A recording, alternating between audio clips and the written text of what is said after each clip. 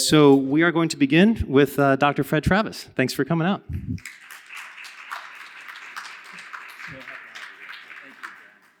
It's great to be here. I hope you've all had a chance to go through the exhibit. I found there's a lot of deep thinking that John has done here. I'd like to begin by putting this in the context of the exhibit. This was from the entrance as you came in. I'll let you read it.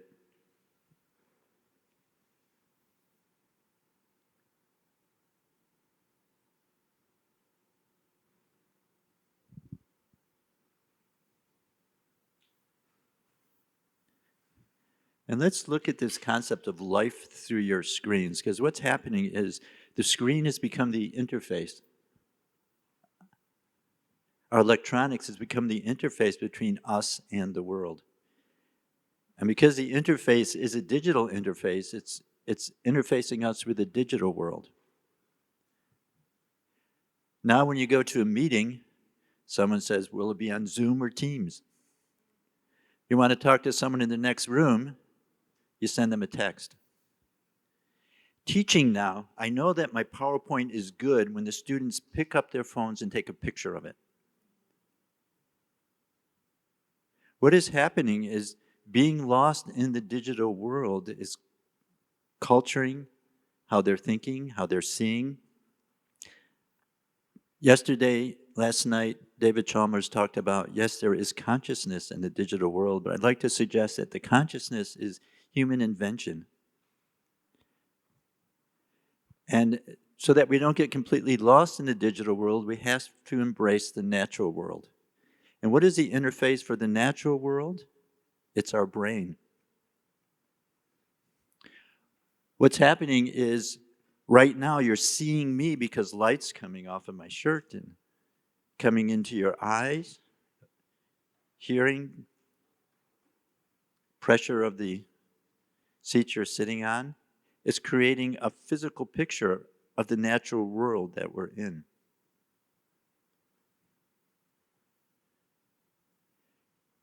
With the brain as the interface, we become embedded in nature. Now, is a lemon yellow? How many people raise your hand? Do you see yellow? Yeah, it's yellow. But you know what you're actually seeing? It's a 5.16 times 10 to the 14th cycles per second hertz wave that's coming from the lemon. All the other frequencies are absorbed.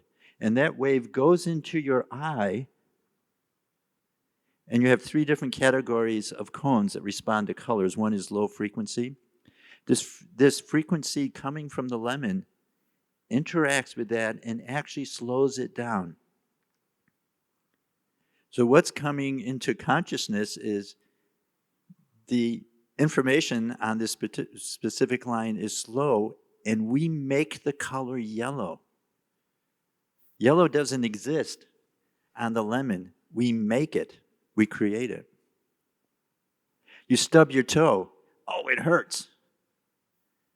Now, what it is, it's actually activation on pain fibers going up the spinal cord. And when those activation is higher, we create the experience of pain. Happiness. That experience you have when you take a drink of your soda and you think, oh, that's good. It's actually biochemicals which are higher. And so the brain, the physiology, creates a language. And we are making sense of that. We are making that into the picture of what we live. So who is this we? Who is the we that's doing it? Well, we have the outer objects. We have the interface, physiological processing. I'd like to suggest the we is a field of consciousness, who we are. We're not point values, but rather we are a field which extends in time and space, actually permeates the universe, and it interacts through the brain. Now that's pretty abstract, but I want to give you an experience of this. This is something that Peter Russell, I was in an audience and he took me through this, and I'd like to take you through it as well to give you an experience of that, who you are, something more than your individual body that is underlying and putting things together. So this is what he asked the audience to do. This is what I'm going to ask you to do. I'll let you read it. As this individual was saying, it's really hard to have the mind to be quiet, and meditation techniques have been developed to explore inner subjectivity. And there's different categories. Some are there to keep the mind on one thing, to control it, not let it move. Because the mind's always moving, let's try to keep it on one point. Others, more just watching what's going on. It could be the breath, it could be thoughts, it could be emotions, just what's happening at the moment. Others are designed for transcending, to actually allow you to experience that peace and silence between thoughts. And Transcendental Meditation is a meditation which does that. And at my university, all the students practice Transcendental Meditation. We meditate in class. We use that experience of inner exploration to understand the outer world. But I ask these students to write down, okay, what's that experience when the mind is quiet? What is that which is underlying our active thinking? And then I did something called content analysis. Content analysis, you take a whole sentence and you see what's the main point that they're trying to make.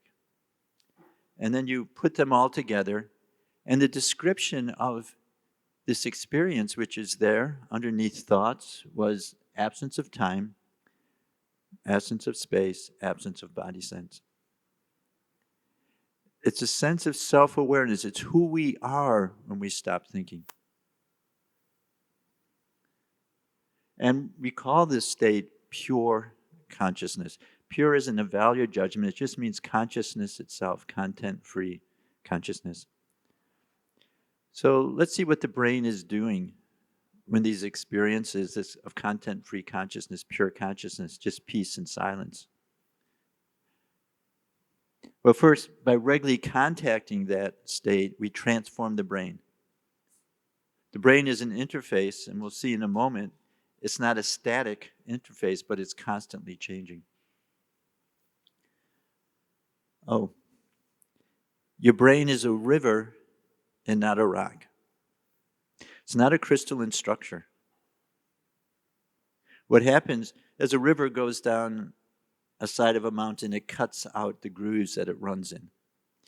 We're not cutting grooves in our brain, but what we're doing is every time we have an experience and the brain interacts, the connections between those brain cells develop and become richer. So those series of cells can come together and act more easily. This is how experience is changing the brain. I want to show you how much your brain cells are changing. What we have here is a single cell. This is a cell body. This is the output fiber, this thicker. It's wrapped in fat. That's why it's thicker. All of these lines here are input fibers. And you see the little dots on them. The little dots are buds which grow out, and that's where another neuron can send information to this neuron. So what the scientists did, they put fluorescent dye in the cell so they could actually take a picture of what's going on, and then they took the pictures and they put them together. So these are 1-minute slides of how this cell is changing, and this is what you see. Notice these are called dendrites. Notice how these processes are moving. They're moving closer and they're moving further apart. As we dive in, notice how these buds where the connections are being made, this one's changing, but they're coming and going. This is happening minute by minute. This is the nature of our brain. This is the nature of this interface. And what this means is we are in control. You came here tonight. When you leave, you're going to have a different brain. It's the same brain, but the different connections are going to be colored by the experiences. Walking through the exhibit is changing your brain. And because your attention is on certain things, those parts of the brain can become more richly connected. This is research done, Michael Merzenich, who brought out the point at how much the brain changes. What he did is he touched the fingertips of elderly chimpanzees, and he found a specific area of the brain was active. Then what he did is he just used a vibrator, and he touched the fingertips for 15 or 20 minutes for about 3 months. Then he did the same task. Then he touched the fingertips and he said, okay, how much of the brain is active? This is what he saw. What do you notice? Yeah, it's bigger. Look at that. Now, to be accurate, it's not as though the brain is growing, but more of the sensors are being activated to process this information. So if you play a violin, how your brain represents your left hand, which is all the chords, it's 8 times larger than how the brain represents the right hand, which is holding the bow. They looked at law students who did extra studying, and the connections with the executive centers of the brain actually get richer because of the additional studying. So let's go back to this experience of pure consciousness, because it's a concrete experience. What is it going to be doing? But to understand, we have to understand a little bit more about the brain. The brain's looking to the right. Here's your eyes here. This red area in the center is called the thalamus. It's a switchboard. And what comes in there is content from the eyes, ears, touch, taste, and so on. That gives us the content of experience. At the same time, wakefulness circuits come up the brainstem and they activate the brain, but this creates levels of wakefulness. Now, as this person was mentioning, it was very hard to stop thoughts, because what happens is one thought leads to another thought and to another thought, and the silence which is naturally there gets covered up because of all of the mental activity, the churning that's going on.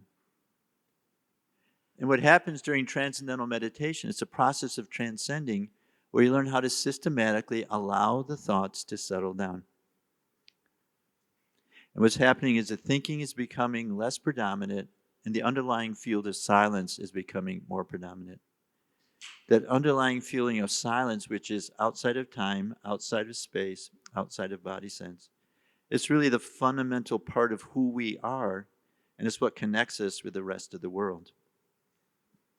And this is what the brainwaves look like during this process.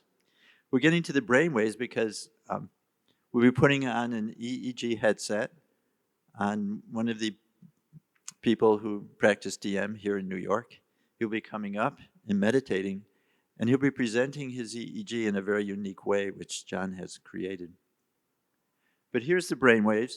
Notice each column is a second. Notice the brainwaves here, how rhythmically they're going up. First, if we count them, we'll notice it's about 8 or 10 times per second that the signal is going up. That's the brainwave of the mind being just quiet and awake. But also notice how they're going up together. This is called coherence. And what it signifies is the brain, rather than being fragmented pieces, is actually beginning to function more as a whole. This is one way to look at this. What we have in the top 2 lines are actually raw EEG signals, what's happening in the brain. What we see in this third column is the coherence, how integrated the brain is. We notice it's high, it's low, it goes up and down.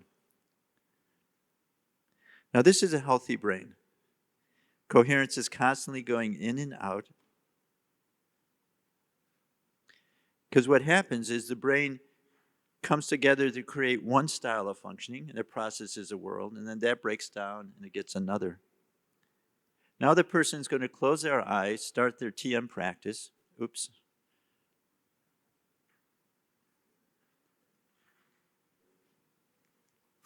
These big spikes here are just blinks of the eye. It's not from the brain. So now they close their eyes. You're going to notice a difference in one. You notice that the brain waves go up and down very fast here. The coherence is very variable here. Here they close their eyes. Here they begin TM practice. Look at how the brain waves are changing.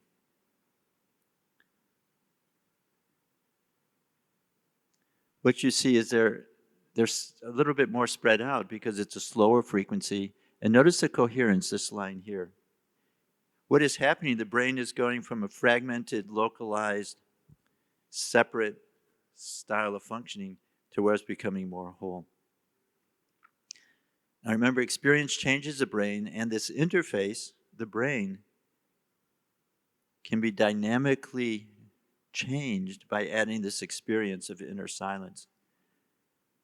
Again, at our university, everyone practices Transcendental Meditation. A third of the students have not yet learned to transcend when they come. So I looked at their brain waves when they're sitting with eyes closed, and then again when they were doing a task.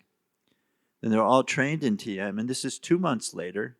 You notice the coherence during TM is much higher than eyes closed, because even though your eyes are closed, there's thinking, there's processing, things are going on. And it's different than the mind just settling into silence. But look what's happening during the task. The quality of functioning of the brain during the task is changing as well. And what's happening is there's more of that inner silence, self-awareness, being, stability. Then 6 months, 12 months later, we find that they reach the same high levels during the practice, but it continues to grow. The brain is the interface between us and the world. Adding these experiences of inner silence actually begins to transform that interface so we can begin to include in our experience more of inner silence, inner stability, along with the outer activity. And this has very positive, measurable effects. This is looking at ego development, self-development over 10 years. It's graduates from the university who've been continuing to transcend for 10 years versus 3 universities in the Midwest where we don't see much change. Also, perceived stress is lower. As this interface of the brain is changing, as we're beginning to not be so lost in the experience, the sense of self, evenness remains. So here's a summary. Embedded in the digital interface, we're embedded in the consciousness of human invention. Contacting inner pure consciousness, we transform the brain and become embedded in and live from a level of consciousness that's underlying all of life. I wanted to take 3 or 4 minutes of any questions if anything I've said needs clarification. And then I'll go and disappear and I'll put electrodes on John. And then John, the other John Mack, will come up and actually present his vision of which has emerged into this exhibit. Any questions on what I said? Oh, good. Oh, goodness. Hi. Thank you so much for being here. How you mentioned when a student has reached pure consciousness. How do you know that? Well, there's 2 answers to that. One, we can look at the full functioning of the physiology, especially the breathing becomes extremely soft. And actually the whole style of breathing changes. Rather than the in and out, it's a slow breath throughout. The second is we ask them. Because it's a definite experience. During the process itself, there's not active analysis going, I made it. Yes, this is great. But the mind settles in the silence, and then as the thoughts begin again, that's where the awareness says, oh, there's been a passage of time. I haven't been thinking, haven't been aware of the environment, but I've been there. And that's the most fundamental level of who we are, of just inner being. The experience with the fingertips. So are we saying the more sensation, the more we're expanding the potential of the brain? And then if we're not experiencing, is one a positive or a negative? Like, can you classify that? Because there's this whole thing of overstimulation, right, which would cause a numbing. So where's like the threshold where you've crossed it? The threshold is attention. And that means the experience is important to you. So what the brain is doing is, because it's important to you, it's putting more sensors, more brain cells together so it can go more deeply into the experience. For instance, Braille.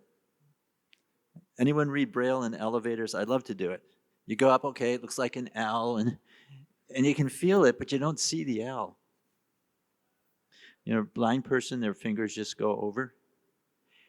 What's happening when a person's learning to read Braille, the part of the brain that processes vision is used to process touch. And now the total amount of brain tissue is there that they can get that information from the touch. So this is what we're constantly doing, is based on where our attention is going, we're as if refining the brain, the interface, to allow us to get more information from there. The high coherence that you observe with transcendental meditation, is it between specific areas of the brain with specific functions, or is it just random coherence?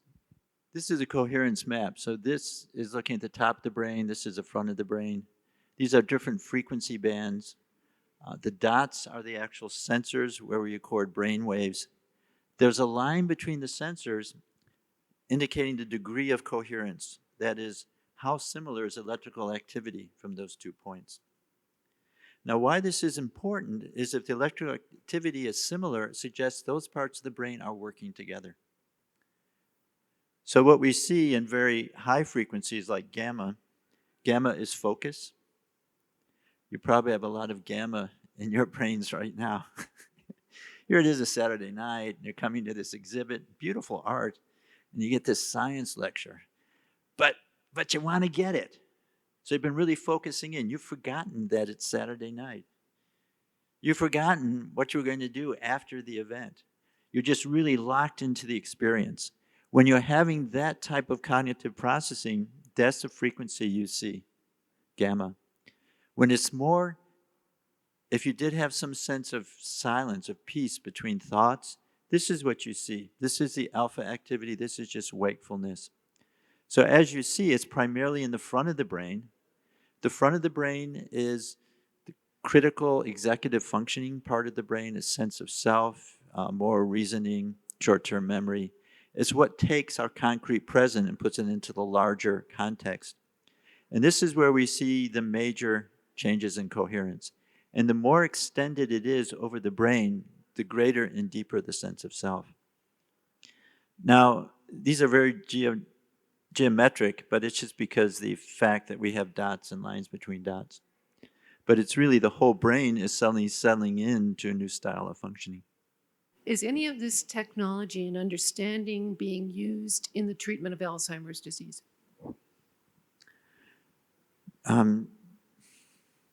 Alzheimer's is an interesting disease. It's not due to a specific nutrition or like that. I think some of the thinking I respect most is they see Alzheimer's as actually the sum of our lifestyle decisions. Because experience changes the brain. And if your lifestyle decision has been for inadequate sleep, no exercise, bad food, it just adds up over time. So what Dale Bredesen does is he has a treatment plan for Alzheimer's where he goes through the 32 different findings from studies that's say are important contributors to Alzheimer's, and he takes one at a time. And one of them is getting 8 hours of sleep. What's happening in sleep, you're actually cleaning out the brain of the effect of being awake all day. He recommends 30 minutes of vigorous exercise a day. Because what that's doing is bringing oxygen to the brain, is taking away waste. Cognitive processing, meditation, and so on. So there's people working on a brain marker of Alzheimer's, especially early Alzheimer's onset. But the whole Alzheimer's is more than a single factor, single effect. I think it's a whole lifestyle that needs to be affected. Hey, thanks so much for the talk. Sure. I know that I read a study recently where mindfulness meditation is a way to sort of optimize the operation of a brain-computer interface for things like smart prosthetics, as well as communication for those suffering from full-body paralysis. Would you say that it's part of your interest, or even your thesis, that transcendental meditation might create clearer, more pure signals to be used for signal processing, and I think semiotics might be the word for it, to be able to identify external objects from the functioning of the brain itself? Great question. What is found is you can target specific EEG frequencies to change something in the outside world. And now, what will happen with transcendental meditation is there'll be less noise in the system. So on one level, yes. What it's going to do is allow the frequencies to be more sustained, more pure, and not covered up by worries and anxieties and things like that. Any studies that show effects on the people who live with or around a person who transcends or does TM, whether it's family members or can you impact your environment or the people around you through this? It's a great question. Are we billiard balls rolling through life? Or are we fundamentally connected? And we're connected on this very deep level of pure consciousness. And it seems to be the other, that we're very fundamentally connected. And you know it yourself. You go into a room, and if there's been a fight in that room, you walk in and you feel something. You feel agitation and so on. It's because we're really part of the system that we're in. We're not isolated. We're not individual fragmented points, but we're really part of the larger system, and we affect the system, and the system affects us. So research is finding, for my PhD dissertation, I looked at individuals in one room practicing transcendental meditation. In the next room were non-meditators doing a concept learning task. And I looked at the coherence between these, the coherence in both people, and what was the relationship of that coherence. And as coherence went up in the meditator, coherence went up in the non-meditator next door. And when their coherence was higher, they actually did better on the concept learning task. So it's very true. We affect the world around us in a very powerful way. And as we become more settled and even, it allows that to flow into the world. Speaking of content and the veil that covers consciousness, I want to take you on a journey through Pokemon Go. So for those of you who don't know what Pokemon Go is, actually, let me reverse that. For those of you who have heard my rant on Pokemon Go, or my spiel on Pokemon Go, some of this will be familiar, but I've added some things at the end that are new. So, Pokemon Go. This is an augmented reality gaming app that uses geolocation technology to display, to project digital objects over the natural world. And it is the objective of the gamer to travel around the world and capture as many of these creatures as possible. Now, back when I first heard about Pokemon Go in 2016, I was actually reading a Yahoo News article that spoke about something called a Pokemon Go stampede. Didn't know what that was, so I went to YouTube, and YouTube had a video where it was in Taipei, in Taiwan, where thousands of people were flooding an intersection trying to capture a rare Pokemon. Traffic at a standstill. It was intelligent life chasing a figment of their mobile device's imagination. And I'm going to show you this video right now.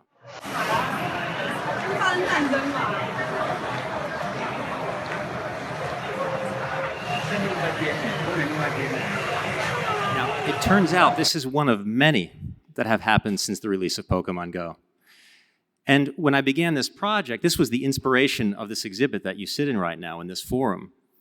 And so when I told people about this idea of what I wanted to do, they said, well, no one's going to care about Pokemon Go. It's just a fad. And I said, it's not Pokemon Go that interests me. What interests me is human behavior. What interests me is intelligent life literally chasing nothing. So I'm going to show you that history has shown that this is no fad at all, that human behavior is consistent all the time. When we are thrown the precise tailored bait, the human runs for it as if our lives depended on it. And now I'm going to show you another type of stampede. This is Michael Jackson fan hysteria.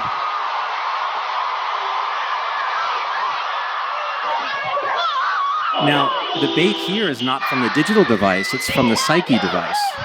A virtual value in fame. Here's another stampede. This is Nazi Germany. Again, the bait here is not from the digital device, but from the psyche device. a virtual belief in a scapegoat. So what we're seeing here is that augmented reality runs analogous to projections of the psyche.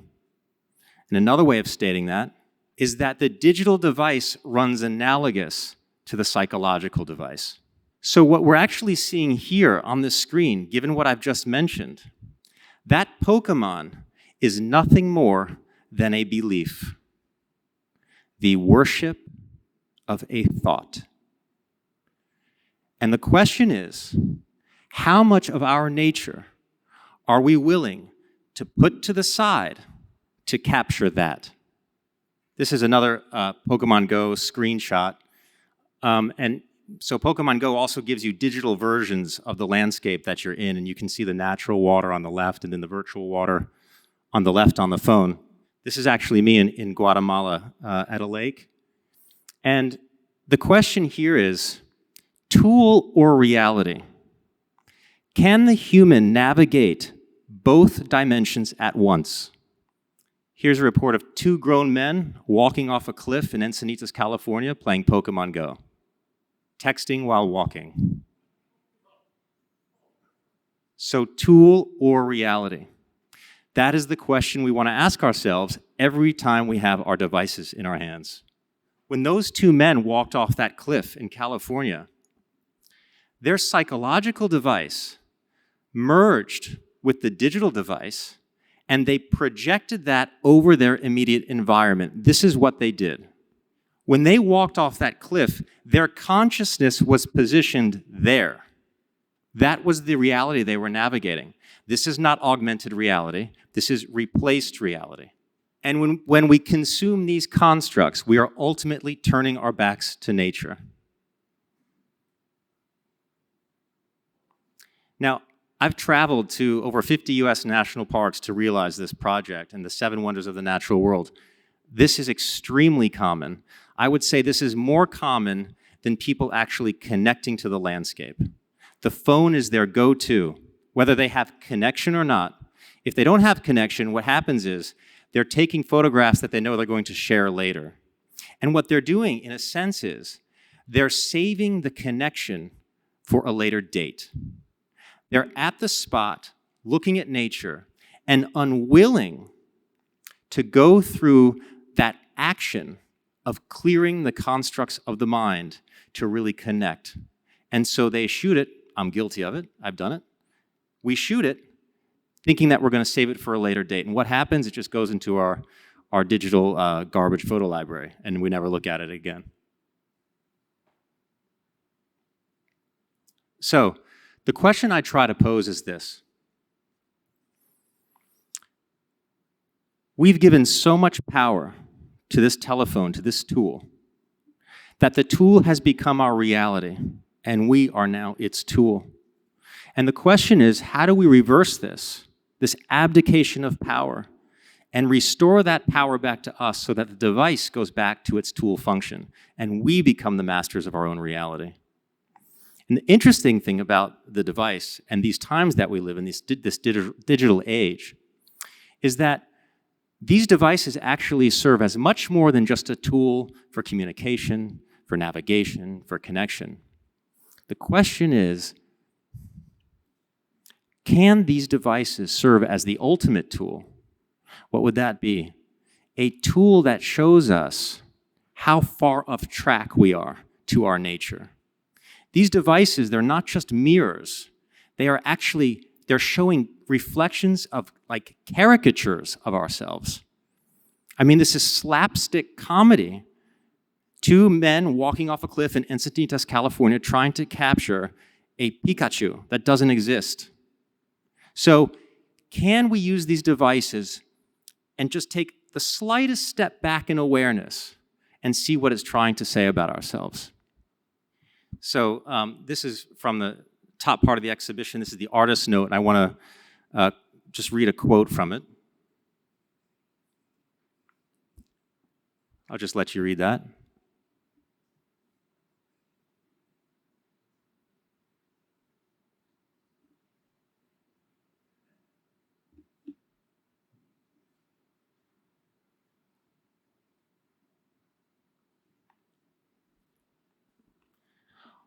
Are we running away from nature? Are we running away from the natural world and consuming these things? Or are we running away from a landscape that is already separated from the natural world? The landscape of boredom, the landscape of despair, of loneliness, of sorrow.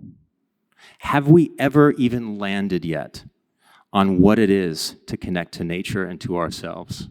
And in relation to this talk, translated, have we ever landed on pure consciousness? This is the virtual reality that we consume to distract us. This is the belief. To distract us from either fear of death, meaninglessness, emptiness, sorrow. This virtual construct is distracting us from the colorless, lack of vitality landscape. And I've used this as that landscape. This is the landscape of despair. This is the landscape we don't want to look at. Lack of life and color, lack of vitality. And so we have two landscapes here. We have the landscape of color, of vibrance, and the landscape of dullness. The landscape of virtual meaning, which distracts us from the sense of meaninglessness. This landscape, the natural landscape, could this be the landscape of true meaning? And what we're seeing here is we're seeing two different dimensions. The bottom one, the dimension of duality. The top one, the dimension of union. And so transcendence, when we speak of transcendence, transcendence is crossing that blue line. It is a vertical shift in consciousness. Virtual fulfillment, emptiness, true fulfillment. Good, bad. Is there a higher good? In the dimension of duality, as different as they seem, they are exactly the same. At first glance, you would say they're not equal. But when you know the root of them, they are both rooted in judgment. Love, what we normally call love, has its opposite. Hate. Is there a higher love? Are love and hate the same? Are they both a product of emotional attachment? Most of the people who we say we love, it's because of an emotional attachment. Hate is an emotional attachment. You have to be emotionally attached to that thing in order to feel hate. Is there a love that's unconditional? That doesn't have an opposite? And people say to me, it's funny when they say, oh, well, I have unconditional love for my children. And I said, okay, do you love me the same as your child? And they say, obviously not. And I said, well, then isn't your love conditioned on the fact that they're your children? Digital device, psyche device, reality. They don't look the same, but both are a program. And so when we speak about content and pure consciousness, we're speaking of two different dimensions that are mutually exclusive. You cannot be in both at the same time. If I perform a magic trick and you don't know how it works and you're oohed and awed by it, the moment I tell you how it works, the trick is done. You can never go back to the illusion in the trick. And so now we will be playing with these images here with the EEG device and watching how the virtual construct, the content, leaves and reveals the natural landscape as one meditates. So, and I will answer questions after this. The coherence is being generated, calculated every second. And depending on the level of coherence, the picture will come forth. If the coherence is low, it's going to be more pixelated. As the coherence is higher, it becomes more the natural picture.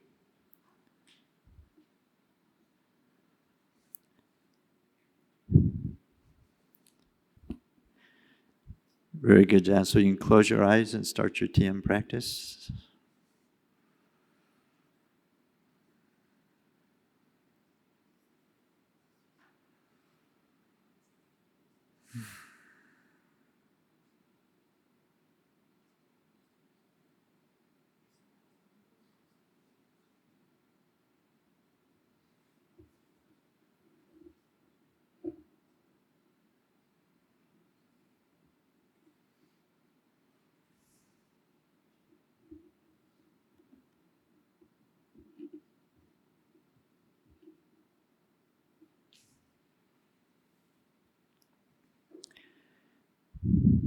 These periods where you have the sustained natural picture are periods where the brain has settled into that silence, and every second it's being updated, but it's just remaining in that state.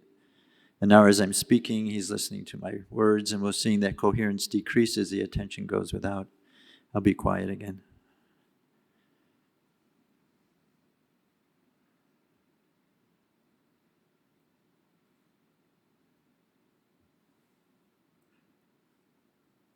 Thank you.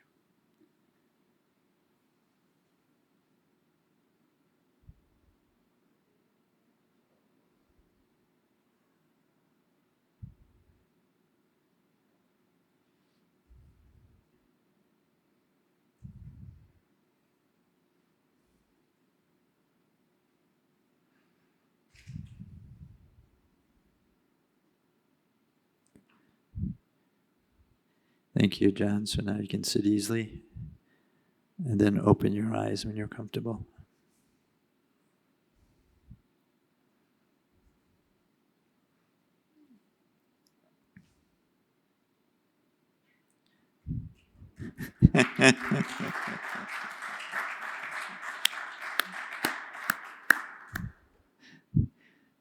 There's this movement of the attention in and out. As it goes out, coherence breaks down because you're focusing on becoming identified with parts. As the attention goes back in, as you're transcending, you get that beautiful picture of nature. Well, that's great. John? Should we take questions? What would you like to do?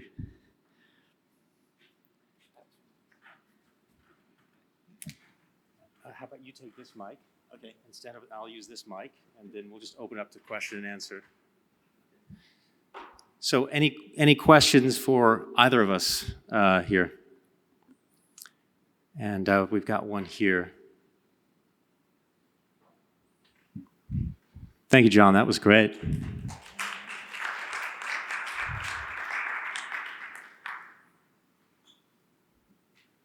Thank you for that demonstration. It was fascinating. This question is for John. Where do you get off? Like on the subway in New York. Because I get off at the House EJ. And the House EJ, there is very little natural beauty. And I also teach 12-year-olds for which that reality is the same. And some of them don't have access to the care and love that other people do. So I watch these kids and the anger and the sadness. And when it's the weekend, I say, what are you doing for the weekend? And they say, I just want to go home and play Fortnite. And I tell them, enjoy. God bless you.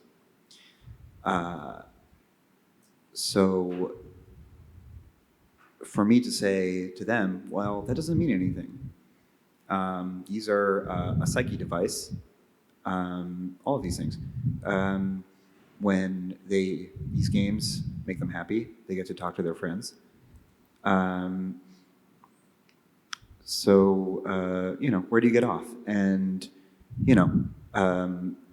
do you have a solution for these kids, or are you just the world's sexiest polemicist?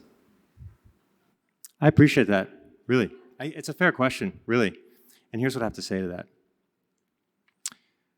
Freud speaks about the reality principle and the pleasure principle. When reality is on overload, we need to balance that with more pleasure, distraction, okay, entertainment. This world, and I'll include school and education in this, is on overload. And it is not in the best interests of children. And when they want these devices, that is a reality, a psychological need. And I would stick with you and say, enjoy it. And then I would go back to the school and say, how do we relieve some of this stress? How do we give them more pause in school? Now, the reality principle and the pleasure principle are in that dimension of duality. Okay? And the system knows it. And it is keeping us and holding us hostage to find peace, pure consciousness, whatever you want to call it. So I think it's a great question, and I'm glad you think I'm sexy. Great presentation and demo. So I noticed, this is a question for Dr. Fred. I noticed that you use the emotive band, so it's emotive insight, 5 EEG. So while you were doing the coherence, were you basically operating the coherence out of all 5 sensors at the same time, or just the frontal sensors? Just the frontal sensors. It simplified the calculation, and also that's where the main change is seen as you're transcending.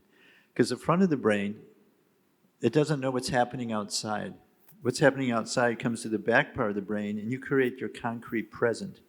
And you send that to the front part of the brain, and that's where it's put into time and space and value and so on.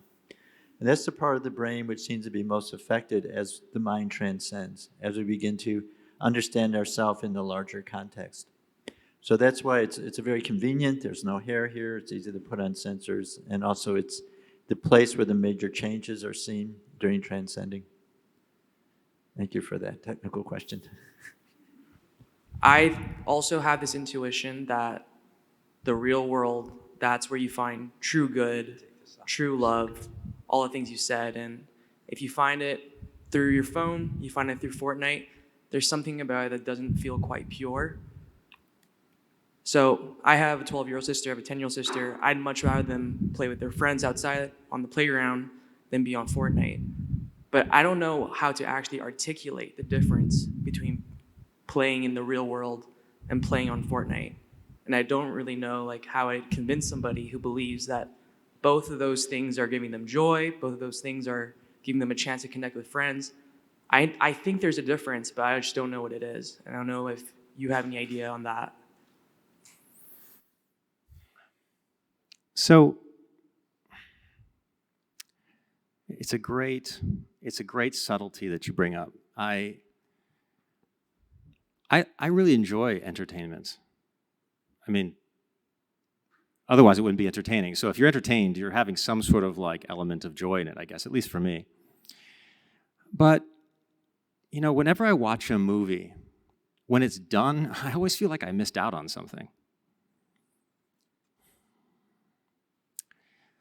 I think it's okay to find joy in these things and the fun, and there's a huge social, part of the popularity of Pokemon Go was the relatedness that everybody felt. People were talking about it and they met people. They'd go to these stampedes and they'd have a bunch of friends that shared this sort of common thing together. And there's something communal in that, and I think there's something very true in that. I do think, though, there has to be a balance. And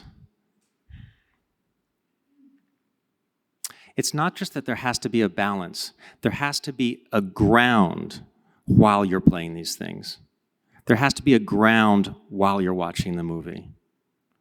And that's not a balance. Ground doesn't move.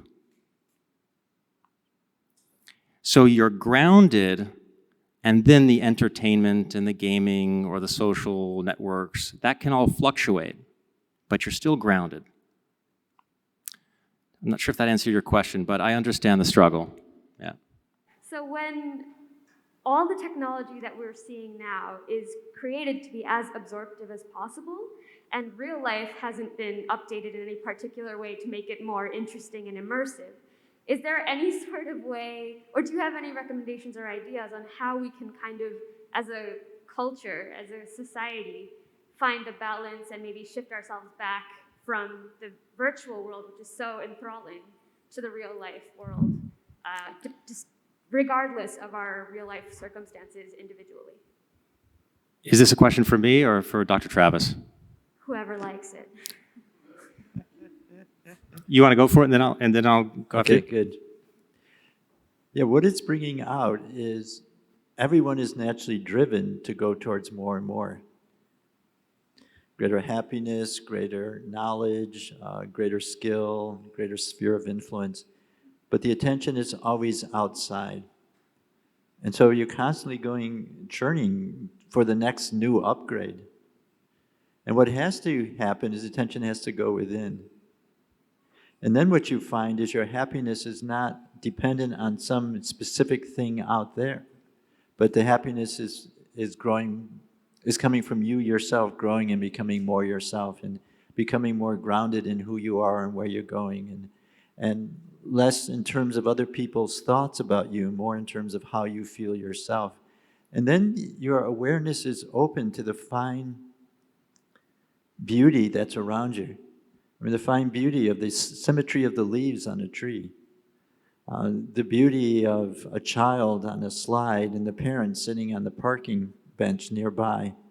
And so the attention doesn't look for some new thing outside. And this also happens if you're under stress, where if you're under stress, the perception needs a larger change in experience for you to experience something.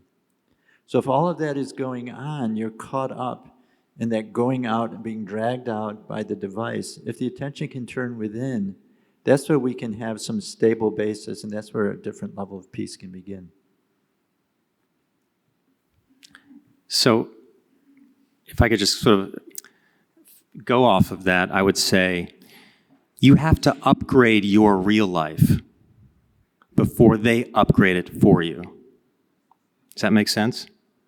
How do you upgrade your life? Exactly what he's saying. It's getting off that virtual construct. And when I say upgrade your life, upgrade the quality of your life, I don't mean in the choices and the things that you have. I don't mean more. I mean upgrade the quality. It's a shift in energy, not a shift in possession or material things. And as far as I'm concerned, that's where free will lies. It's not in the choices that you have. It's in how joyful were you when you made that choice? Or were you not joyful when you made that choice? So the free will is in your ability to upgrade the quality of your life unconditionally. Unconditional to what all of this looks like in your life. In the news the last 2 weeks, it's been nonstop about quiet quitting in the workplace. Now I was reading yesterday about there's quiet quitting in college campuses. And I don't have a specific question, but was wondering if this was of interest to either of you, from either what's happening in the brain or what's happening in society. Is this potentially a good sign, or is it just sort of not necessarily fit it into your scheme? The idea of quiet quitting. What happens is the brain actually likes silence. And when the brain is silent, it actually makes more cells in the memory system. And so I think what the quiet quitting is making a statement is they were caught up in a business or an occupation in which they were going full speed, 100%, and they take an hour and a half to get to their work, and then they have to find a parking place and so on. And they're finding that wasn't bringing happiness in life. Quiet quitting could be this idea of upgrading. The person is realizing that my sense of self is important, and it's independent of what's happening outside. I have to do something for myself. So as long as the quiet quitting doesn't collapse into despair and boredom, I think what it's doing, it's people are taking a stand to move in a different direction. As a parent of two 16 to 18-year-olds, twins, during COVID, my son's gaming computer actually saved him and kept him in the house and kept him connected to his friends in these chat rooms, whereas my daughter wanted to go out and go to parties and socialize. So I guess the question, they're now both in college as freshmen at different schools, and the question is, what does one say to these kids who grew up with these effing phones that where they're connected to their universe or whatever? What should the colleges be saying, more to the point, I guess, regarding screen time? Sure, thanks for that question. I have a 15-year-old daughter, and I feel your pain. It's without question the most difficult thing for me about parenting is that machine. I will say that we can't give up on our children, that they are depending on us in ways they don't even understand. I'm a nag. I put limits on my daughter. She hates it. She gives me bad looks. She says, "Oh, Papa," throws an attitude. And sometimes I just say to myself, I don't care. So I do think we have to stay strong and be there for our kids, because it's very, very easy to give up on them in this battle. Back in the day, the Avon door-to-door salesman would knock on the door, and it would be the parents who said, okay, you can come in or not. They are in our pockets now, right? They are bypassing parenting, and they know it. It is intentional. And I always say to people, and I'll try to not say this intense because I get very intense here, we should be pissed off.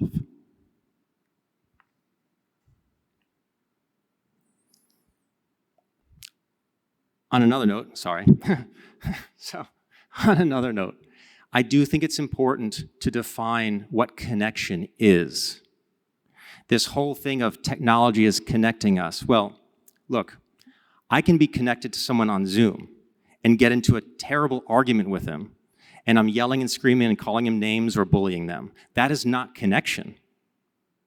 That is human disconnection. The device can only connect person to person. It is not managing human connection. And we need to be very clear on this, because if we're not, we're going to get sucked down a rabbit hole with no return. The machine does not connect humanity. Humans connect humanity. So yes, I do think these devices connect, and I think they were great in Zoom to connect, but at the end of the day, human connection is human connection. Thank you, John. I have 3 daughters, and yes, I know exactly what you're saying about that wrestling between screen time and real time. Especially you see parents now giving their 2 or 3-year-olds their iPad just to keep them busy. The 2 or 3-year-old has to be developing at that time what physical objects are and how they move in space. There's important learning. So we're challenged as parents to actually phase in the technology as tools. By itself, it's not good or bad. If they can understand it as a tool, and then it's useful. And what we did with our kids, we would just have family meetings and we would discuss it. We would discuss internet addiction. We would discuss what is the effect. And I think that's our responsibility as parents, is to bring that out to them, and then you have to let go. I found with my girls, I had a 3-minute period where they would listen to me. And I had to be really alert when they were open to hear, and then you just speak very simply. And then you have to let them go because they have to make their own decisions. I'm just wondering, and again, it's for you all to discuss or just other thoughts, but I'm wondering if we're raising addicts because of screens and what we can do about that. I'd love to hear any research about attachment theory and if there's any tie into technology and that and the development of our children or our future. And then also trauma, what it does to people and how we use technology or tools to help people with trauma, and if there's any research on TM with trauma people who had severe trauma. I don't think that screen time is necessarily developing addicts. What this screen time is doing is it knows how the brain functions. And what the brain does is it tags specific experiences. And if an experience is positive, if experience allows us to grow, it actually gets tagged. It's a dopamine, and we feel good. It's part of the natural system that lets us navigate through the world. And the different, especially the video games, are very carefully orchestrated, so the first level is easy, then it's a little bit harder. And what you are is you're addicted not so much to the game or to the device, but that ability to allow yourself to continue to grow. So I don't think we're necessarily developing addicts, but what is important is to limit your screen time. And that's what we would do. At 8 o'clock, all the devices would go to the device corral. And after that, there'd be no devices that you could use. And so the children and we began to realize that it's one more tool that we have to manage. This is a big attachment theory. Is when the child is born, they're driven to make a very deep relationship with one person. And that's the person who will keep them warm, keep them safe, keep them fed, be someone that they can refer back to, that the child can refer back to know if something is good or bad. That cannot be a device. It has to be a human being. Typically as the mother, can be grandparents, it can be the father, like that, but there's a drive for a child to create that bond. And based on the strength of that attachment relationship in the first 3 years of life, how the child deals with stress, how they deal with challenge, how they deal with curiosity, and so on, is affected. So definitely in the first 3 years of life, it's so important that there's that human contact because that's being developed. So the question is, if TM has helped with experiences of trauma, I'll pass that to you. Yeah, for Transcendental Meditation, it has very powerful effects because trauma is an experience that you've had. You've been in a specific event, a significant experience has been overwhelming. It's left a very deep mark on you. Again, the brain has 2 tags for experience. One is pleasure and one is fear or avoidance.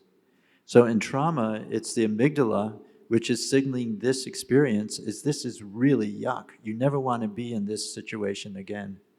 And so what happens is the amygdala is permanently on. You're very wary, your emotions are tamped down, it's hard to make relationships and so on. And it's very difficult to get out of that because the amygdala is always on and you're sitting with your counselor and they're trying to talk you through it, but the fear response is constantly on. What happens when you transcend your trauma. That is all of those conditions and the experiences, they go away and you experience the part of yourself which is whole, which is quiet, which is full, which is growing. And then when you come out of your meditation, that's the person that you bring back into the same situation. So you begin to be able to deal with what happened in the past. Research that's been done with individuals with post-traumatic stress, both civilians and soldiers, they find in just a few weeks' time, suicidal thoughts are stopping. They're being able to laugh and be more comfortable with others because that sense of self, which is organizing your experience, has been changed. In terms of how devices can work with this, I don't quite see how it could be useful.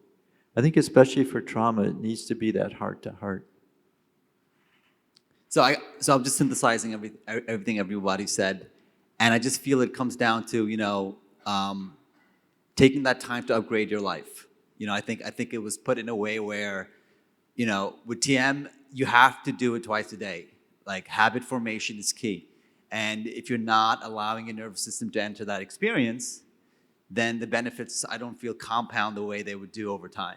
For me, it's 10 years, I quit smoking, I brought down recreational drugs, my relationship with things changed. It was amazing, But I'm also a tech entrepreneur, and I see that, all right, you brought some tech on the table, very nice, the emotive band.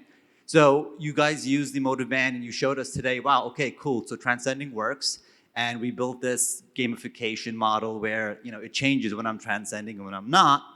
And in the same way, the bigger problem is habit formation. So somebody could build an app in which, in that app, people put it on when they're at home and they're doing their TM practice, and they can basically do the same thing, measure frontal alpha 1 coherence and know how deep their meditation was. And of course, when you're not having deep alpha 1 coherence and it's dropping, you're normalizing, you're stress releasing. So you can actually get the benefits of both in an app on a daily basis and use the app as a healthy tool, which you can attach to, and experience all three things: upgrade in life, the benefits of TM, and good habit. What do you think about that? He is an entrepreneur. That's great. I think upgrade your life is such a good wholeness. I like that phrase that you used, John. And yes, you have to do it. Twice a day, you get this rhythm of growth. In terms of the app, we'll have to see. There's many people working on apps. The key point, we know the experience is working not because something outside, but because something inside. And I think that's what's really key. You come out of your meditation, yes, I feel more settled, more chill, more clear, more ready to go. Thank you. Thanks for coming out. Thank you. It's a pleasure.